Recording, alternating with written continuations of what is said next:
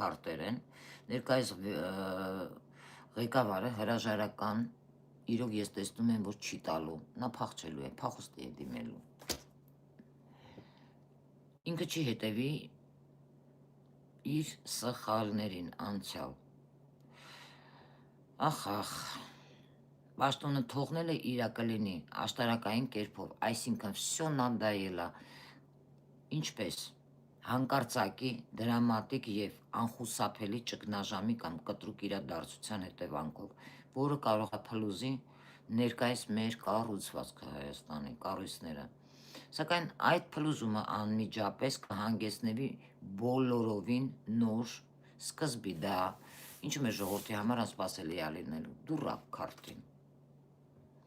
որը չնայած իր կանխատեսելիությամբ բնական է կլինի համարձակ և ազատ ռադիկալ անձնավորություն, հաջորդ ղեկավարը, այլ ոչ թե վարչապետը։ Ես նորից եմ ասում, ռադիկալիստ լինելու